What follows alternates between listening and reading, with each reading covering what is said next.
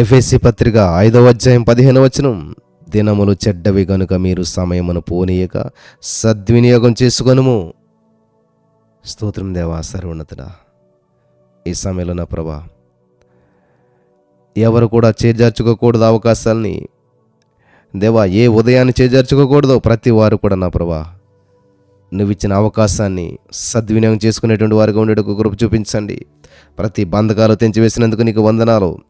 ఈ సమయంలో నీ యొక్క వాక్యం వెల్లడుతూ ఉండగా అద్భుతాలు ఆశ్చర్యకార్యాలు చూసినట్లు కృప చూపించమని యేసు నామములో ప్రార్థించి నమ్మి పొందుకొని ఉన్నాం తండ్రి. ఆమె ఏంటంటే దినములు చెడ్డవి గనుక సమయాన్ని పోనివద్దు. హల్లెలూయా. మనం చాలా విషయాల గురించి దేవునిపై సనుగుతూ ఉంటాం. దేవుడు మనకిచ్చేటువంటి అవకాశాలను మనం సద్వినియోగం చేసుకోకుండా వృధా చేస్తూ ఉంటుంటాం. ముఖ్యంగా ఎంతో సమయాన్ని వృధా చేస్తూ ఉంటుంటారు చాలామంది.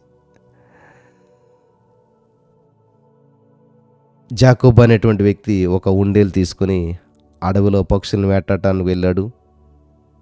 అడవిలో ఒక చోట కొన్ని రాళ్ళు కుప్పలుగా ఉన్నాయి కనిపించాయి. ఆ రాళ్ళు తన సంచిలో వేసుకొని అడవిలో తిరుగుతూ పక్షులు కనబడినప్పుడల్లా ఒక్కొక్క రాయి తీసి ఆ ఉండేలతో కొడుతున్నాడు పక్షుల్ని. ఆ రోజు ఒక్క పక్షి కూడా మరి ఆయనకు దొరకలేదు. ఆయన వేసిన రాళ్ళన్నీ వృధాగానే పోయాయి. ఒక్క పక్షి కూడా తగలలేదు.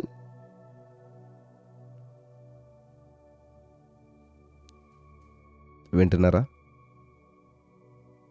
ఒక్క పక్షి కూడా ఆ రాడు తగలలేదు. కానీ రాళ్ళన్నీ కూడా అయిపోయాయి.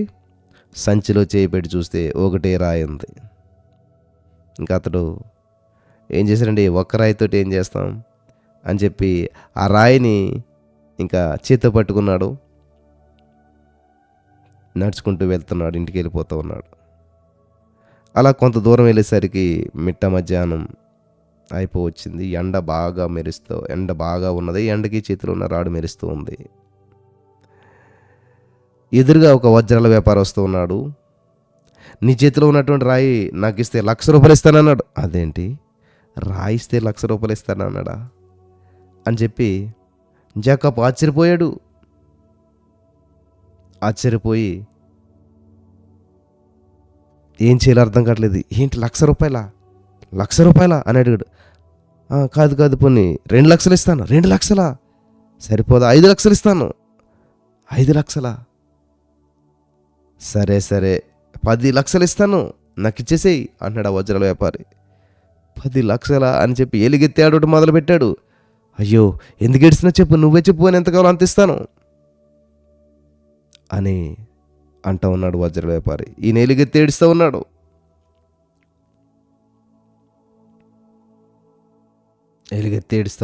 ఎందుకయ్యా, ఎందుకు ఏడుస్తున్నావు? ఎవరన్నా చూస్తారంటే ఏమన్నా అనుకుంటారు? నేను ఇస్తానని చెప్తున్నాను కదా, ఊరికి రమ్మనట్లేదు కదా అని చెప్పి చెప్తుంటే ఆశ్చర్యపోయాడు. నేనెంత పెద్ద పొరపాటు చేశానో అని ఎలుగెత్తి ఏడుస్తూ ఉన్నాడు. ఏమైందనంటే, అయ్యా ఇవన్నీ వజ్రపురాలా, ఇవన్నీ వజ్రాలా, ఇవన్నీ అంటే ఒకటే కదంటే, ఒకటి కదయ్యా, నా సంచి నిండా దొరికే ఇటువంటి రాళ్ళు. ప్రతి రాడుని నేను పరిశీలన చేయలేదు, ప్రతి రాడు సేమ్ ఇవే.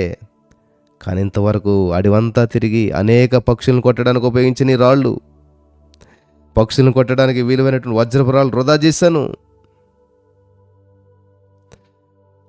అవి అనవసరంగా నేను విసిరేశాను అని చెప్పి కన్నీరు మున్నీరు ఎంతో బాధపడ్డాడంట.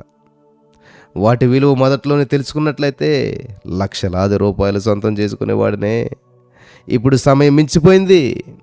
ఎంత విలువైనటువంటి సంపదను నా జీవితంలో ఇంకెప్పుడు కూడా నేను సంపాదించుకోలేని చెప్పి దుఃఖపడుతూ ఉన్నాడంట, ఏడుస్తూ ఉన్నాడంట. వచ్చిన అవకాశాన్ని వినియోగించుకోకపోతే మనం కూడా అలాగే నష్టపోతాం. ముఖ్యంగా కాలం విలువను గ్రహించలేకపోతే ఎంతో నష్టపోతాం. మన సమయాన్ని శ్రమ కోసం వినియోగిస్తే అది మన శక్తికి ఆధారం. చదువుకునేందుకు సమయం ఇచ్చేస్తే అది మన జ్ఞానానికి మూలం. ఆలోచనకు సమయం ఇచ్చిస్తే అది విజయానికి కారణమవుతుంది. అలాగే ఎక్సర్సైజ్ చేయడానికి, వ్యాయామం చేయడానికి, ఫిజికల్ యాక్టివిటీ ఏదైనా చేయడానికి సమయం వెచ్చిస్తే అది మన బలానికి కారణమవుతుంది. హల్లెలూయా.